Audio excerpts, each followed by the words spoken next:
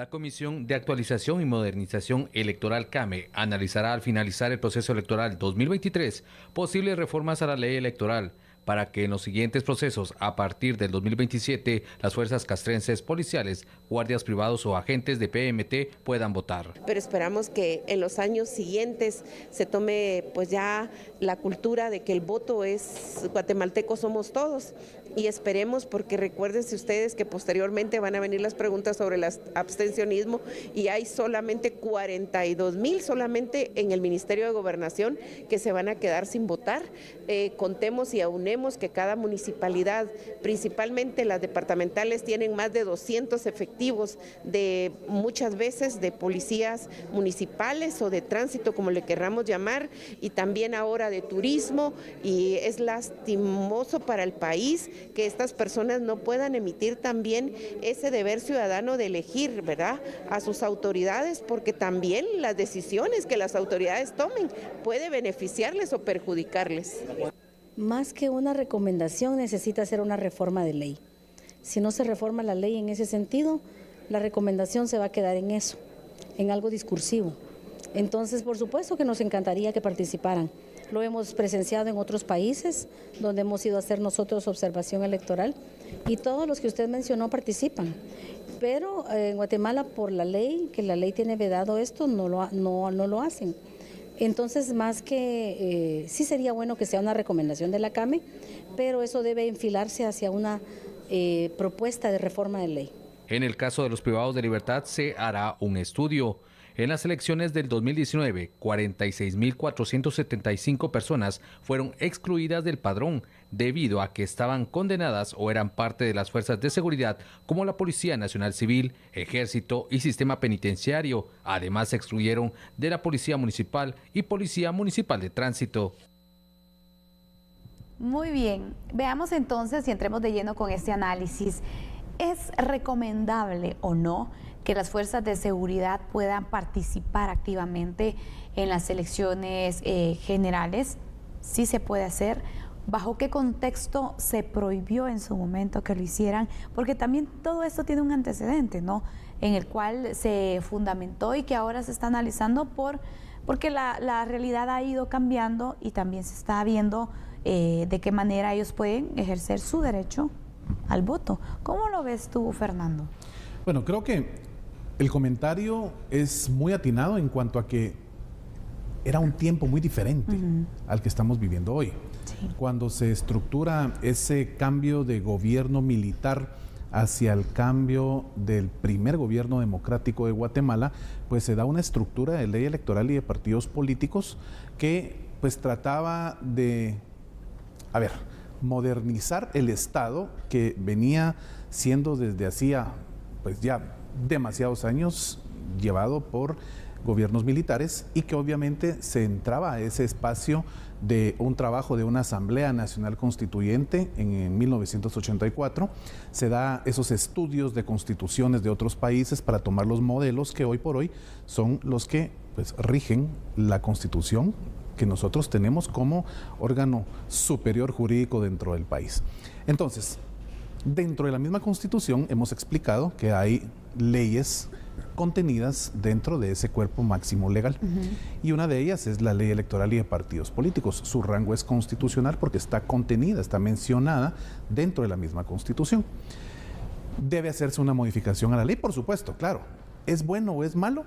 Si me preguntas, hay realmente muchos elementos dentro del Ejército y de la Policía Nacional Civil como de las policías municipales que como tú o como yo tienen la intención de querer aportar con su voto, pues lo que consideran mejor para Guatemala. Es un derecho que al final de cuentas está vedado actualmente para ellos, de manera que se pensó hace 30 años, ¿verdad? Más de 30 años, en que era necesario que todas las fuerzas castrenses, las fuerzas policiales, estuvieran en resguardo de los lugares en donde estuvieran las juntas electorales para, pues naturalmente, que todo se mantuviera sin ningún tipo de percance, sin ningún tipo de conflictividad. La misma conflictividad ha evolucionado, no es la misma en aquella época porque siempre existía a la que tenemos hoy. Entonces, el hecho de tener o no tener elementos de la Policía Nacional Civil o de elementos del Ejército votando, pues realmente la única diferencia que demarca hoy es la diferencia numérica, porque habrán muchos de ellos que tengan la preferencia hacia un partido, hacia un binomio presidencial, hacia algún diputado, hacia algún alcalde, pero sí se necesita demasiado análisis por parte de la comisión encargada de este tema para ver de qué forma se genera esa modificación a la ley electoral y a partidos políticos. Cuando se mencionaba sobre esta posibilidad, surgían algunas personas que pensaban que, bueno, entonces se iban a utilizar estas instituciones para poder pues manipular alguna elección. Pero yo creo que al final el voto siempre es secreto. Tú puedes decir, vaya, yo voy a votar por tal persona, pero al momento tú puedes tomar tu propia decisión. O sea, claro, ¿cómo vas a poder controlar esta situación? Aparte de eso, si no pasaría en el resto de instituciones públicas también. Así es. Entonces creo que este valor también sería bueno considerarlo para que pues los elementos de las fuerzas de seguridad puedan participar como ciudadanos que son, porque el hecho de que sean agentes no quiere decir que no son guatemaltecos, que no tienen claro, el derecho de poder elegir también autoridades.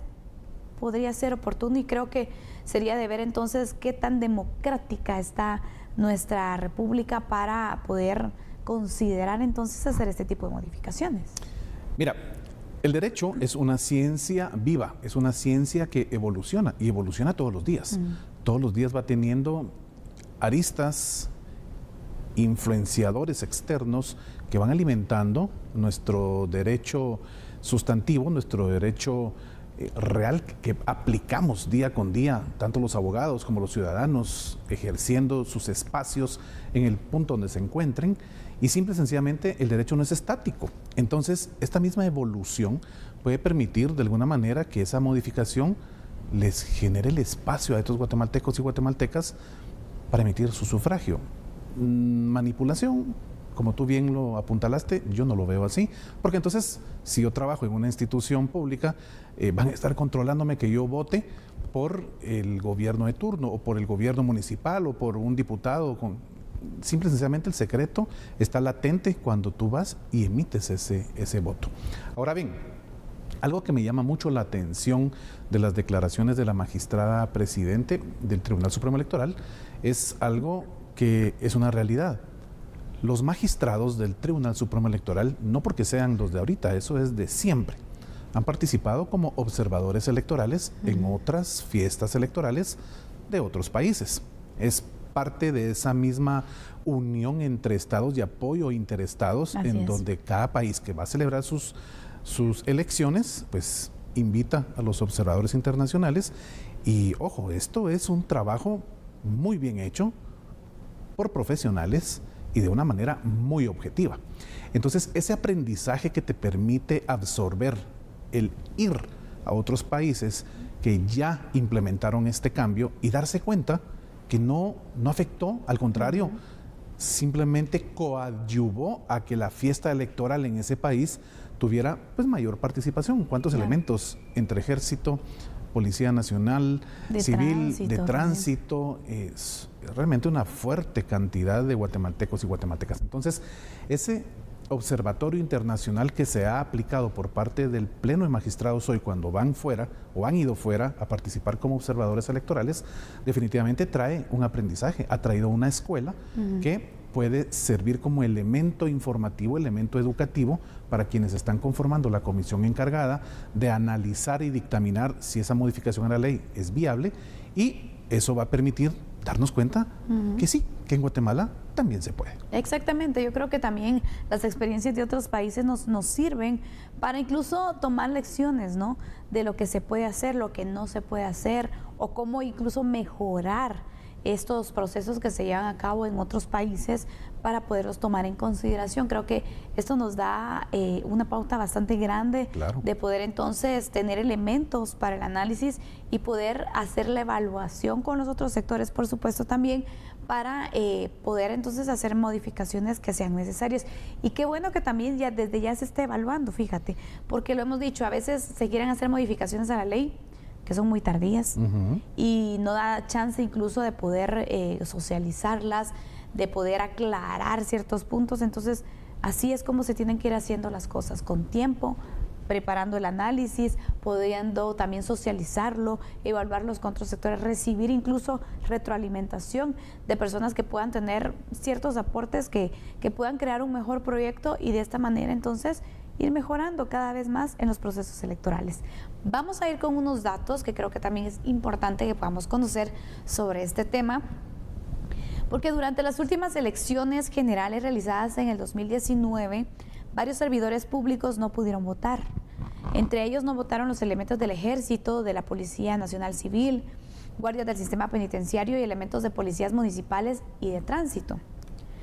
Y bueno, también el Tribunal Supremo Electoral basó la prohibición en el artículo 15 de la Ley Electoral y de Partidos Políticos, que ese artículo reza: no pueden ejercer el derecho de voto los ciudadanos que se encuentren en servicio activo en el Ejército Nacional o en los cuerpos policíacos y quienes tengan nombramiento por cualquier comisión o trabajo de índole militar. Esta es la prohibición. Entonces, recuerde, el artículo 15 de la Ley Electoral y de Partidos Políticos lo ha establecido, y este es el punto que podría modificarse según lo da a conocer entonces también las autoridades del Tribunal Supremo Electoral. Es derecho sustantivo, ya lo hemos platicado en varias ocasiones. Ese derecho sustantivo es el que está contenido en cada hojita que usted cambia de una ley, o en ese archivo PDF que usted bajó de internet y usted va viendo la página 1, la página 5, la 17, y usted va viendo las diferentes formas de aplicación de una norma, ¿verdad? Entonces hay artículos, hay capítulos, hay títulos dentro de la ley, y ese derecho sustantivo, por supuesto que es susceptible de modificarse toda vez se agoten los procedimientos establecidos en la ley para el efecto. Acá simple y sencillamente es abrir un espacio para pues un grupo, un sector de la sociedad guatemalteca que ya por años, ¿verdad? Son realmente cuántas décadas en que no han podido participar, y simple y sencillamente decirles: miren, pues esta fiesta también es de ustedes. Usted es guatemalteco, guatemalteca, usted ejerce un trabajo que al final rinde sus frutos positivos para la sociedad guatemalteca, y pasaron 4 años, así que también usted puede venir y ser parte de esto. Naturalmente se necesita un ordenamiento. ¿Por qué? Porque si van a estar elementos de la Policía Nacional Civil, elementos del Ejército, elementos de las policías municipales, incluso los elementos del sistema penitenciario, con ese permiso para ir a donde les corresponda votar, ojo, no podemos dejar sin la cantidad de personal necesaria, porque muchos de ellos no viven en el lugar en donde están ejerciendo su trabajo. Entonces, pensar, a ver, hablemos de un número utópico, 5,000 agentes, y esos 5,000 agentes se van a repartir dentro de ¿cuántos municipios? ¿Verdad? No podemos afectar la institucionalidad de quien presta ordenamiento en el tránsito, ordenamiento en la paz social. Entonces habrá que hacer el esquema, la hoja de ruta.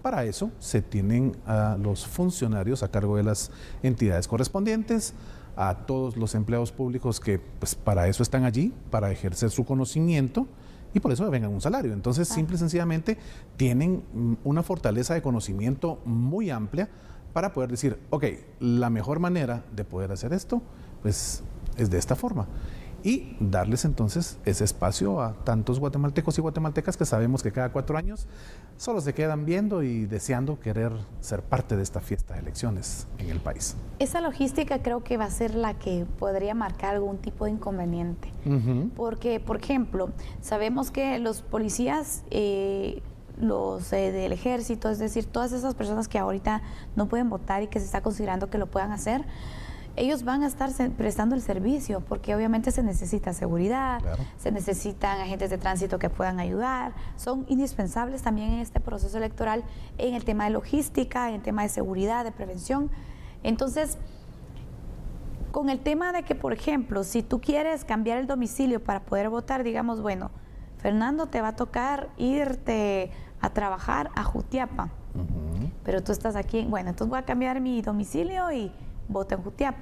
Hay un periodo en el que puedes hacer eso. Claro. que ahorita ya se venció. Por supuesto. Entonces, imagínate, normalmente la logística se hace unos meses antes, no con tanto tiempo de anticipación como para que tú puedas prepararte incluso para hacer lo correspondiente y poder votar. Entonces, esa creo que va a ser una de las limitantes que se puedan tener, porque los agentes normalmente saben unos días antes dónde les va a tocar que cubrir, dónde les va a tocar que hacer el servicio, y lo comparo con el tema de la labor periodística, por ejemplo. Como periodista de calle, sabes unas semanas antes dónde te vas a ir, o una semana antes, por ejemplo. Claro.